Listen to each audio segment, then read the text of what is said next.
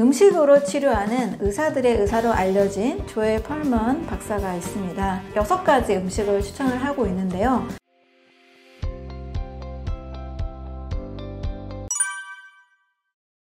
네, 성장하는 아이들의 지능에 가장 큰 영향을 미치는 것은 바로 두뇌 건강에 좋은 음식이라고 할 수 있습니다. 이 성장하는 아이는 늘 세포가 변합니다. 저는 죽을 때까지, 심지어 나이가 지긋한 어르신들도 늘 세포가 바뀌기 때문에 내가 건강한 음식을 선택하면 건강한 세포가 만들어진다. 즉 건강해진다. 하지만 나쁜 음식을 선택하면 나쁜 세포가 만들어져서 건강에 해로움을 끼친다. 이렇게 말씀을 드리는데요. 자, 어른들도 이렇게 세포가 늘 변하고 자라고 있는데 아이들은 그 변화가 더 폭이 크다고 할 수 있겠죠. 더 성장 분열이 굉장히 활발합니다. 그러면 이 성장기 굉장히 빠르게 세포도 분열하고 또 빠르게 성장하고 있는 이 시기일수록 영양은 더 중요하다고 볼 수 있는 거죠. 가장 이 성장하는 이 시기에 있는 상태는 바로 임신 중에 있는 엄마 뱃속에 있는 태아일 텐데요. 이때 우리 엄마들 얼마나 음식을 조심합니까? 약은 진짜 절대 안 드시죠? 또 뭔가 오염돼 있다라고 불안함이 있는 음식들 또 절대 안 드십니다. 정말 아이를 위해서 굉장히 음식도 조심스럽게 선택하고 좋은 것만 먹으려고 하잖아요. 아이가 태어나서도 성장이 멈춰지는 시기까지는 계속 우리 아이는 자라고 있는 겁니다. 이 자라고 있는 이 시기에 나쁜 음식을 먹으면 반드시 그 영향은 어른이 나쁜 음식을 먹는 것보다도 더 크다고 할 수가 있죠. 그래서 좋은 음식으로 성격의 문제나 공부의 문제, 특히 이 지능 발달에 있어서도 굉장히 중요하다고 할 수 있습니다. 이런 실험을 진행을 했습니다. 이 쥐에게 미로찾기 테스트를 했는데요. 일반 사료를 줬을 때하고 비교를 한 음식이 있었습니다. 그것은 블루베리 추출물이었어요. 블루베리 추출물을 줬을 때 그 쥐가 더 빠르게 미로 찾기 테스트에서 굉장히 더 빠르게 미로를 통과하는 모습을 볼 수 있었거든요. 또 사과 추출물을 줬을 때도 역시 이 미로 찾기를 굉장히 잘하면서 기억력이나 집중력이 향상되는 것을 볼 수 있었습니다. 그래서 좋은 음식을 먹기에 되면 기억력과 집중력이 향상될 뿐만 아니라 굉장히 이제 지능이 발달하고 학습력이 꼴찌했던 아이가 1등까지 할 수 있는 그런 엄청난 발달을 할 수가 있게 되죠. 반대로 이 두뇌 건강에 좋은 음식을 먹지 않으면 주의력 결핍장애나 산만함이나 우울증이나 조울증, 심지어 정신질환까지도 연결이 됩니다. 일본에서 이제 너무나 상상할 수 없이 잔인한 그런 범죄를 저지른 청소년들의 식단을 봤을 때 탄산음료, 설탕이 한 캔에 한 35g 이상 들어있죠. 굉장히 이 탄산음료를 아주 산더미처럼 쌓아놓고 많이 먹었던 그런 것들을 볼 수 있거든요. 과도한 이 설탕 섭취는 뇌 위축을 가져와서 정상적인 뇌 기능을 하지 못하게 만듭니다. 지능 발달에 있어서 가장 크게 영향을 미치는 것은 두뇌 건강에 꼭 필요한 음식이라 할 수 있습니다.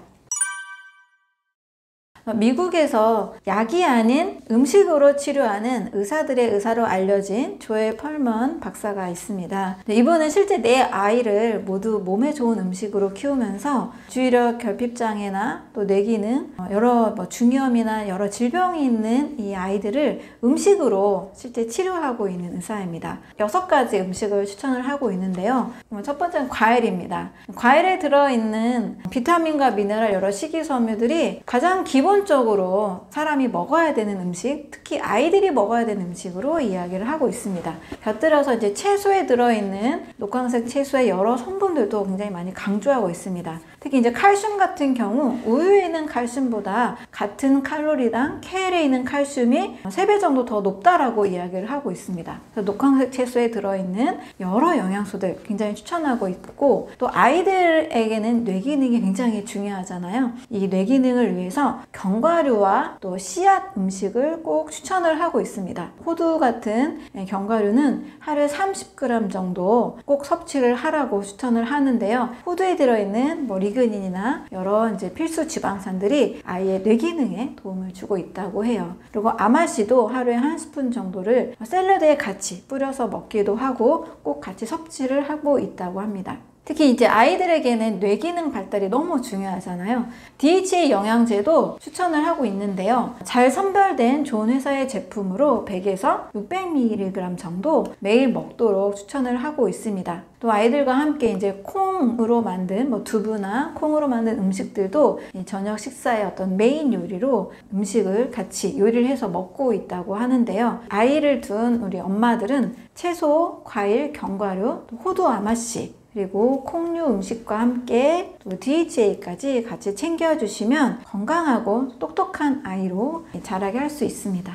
그리고 꼭 아이들에게 금지하는 음식도 있습니다. 가공식품. 네, 여러 가공식품은 제가 진짜 강조드리죠. 죽은 음식 모형이기 때문에 오히려 이 음식에서 식품 첨가물과 트랜스 지방산의 해로움이 훨씬 큽니다. 그 다음에 흰 밀이나 또 흰 쌀로 만든 정제된 이 탄수화물 음식, 그리고 우유 유제품, 튀긴 음식을 조심하도록 이야기를 하고 있습니다. 특히 아이들이 과잉 행동을 하는 아이가 있다면 이 아이들은 반드시 DHA 보충제를 보통보다 2배 이상 섭취하게 해서 이 행동 장애도 많이 교정할 수 있다고 합니다. 아이들에게 정말 나쁜 음식이 성장기 아이들에게 얼마나 해로움이 있는지를 꼭 기억하셨으면 좋겠고, 어른뿐만 아니라 아이들에게도 과일, 채소, 견과류, 씨앗류, 또 콩류 같은 이런 음식들을 늘 많이 보여주고 늘 많이 먹게 하는 습관을 만들어 주시면 좋겠습니다.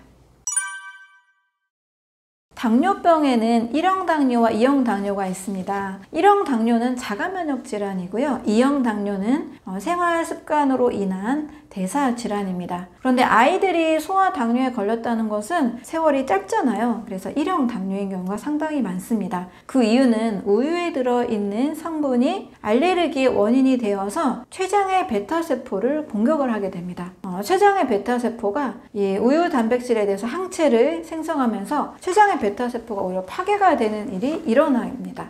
이것이 바로 소아 당뇨, 제1형 당뇨라고 할 수 있습니다. 자, 문제는 바로 우유예요. 우유에 들어있는 카제인 단백질 그리고 베타락토글루불이라는 이 성분이 인체에서 알레르기를 일으키는 이물질로 인식을 합니다. 절대 우유는 완전 식품이 아닙니다. 그래서 어린아이들이 소아 당뇨가 있고 아토피가 있고 면역질환이 있다라면 반드시 우유를 끊으셔야 돼요. 유제품도 마찬가지예요. 유제품도 역시 우유를 모태로 했기 때문에 이 단백질 성분들이 남아 있습니다. 그래서 소아 당뇨는 제1형 당뇨, 면역질환이라는 거, 문제는 우유와 유제품 섭취 때문이라는 것을 잘 이해하시면 좋겠습니다. 그래서 생후 3개월 이전에 우유를 포함한 유동식을 먹은 아이들의 경우 먹지 않은 아이보다 질병에 걸릴 확률이 52%가 넘었어요.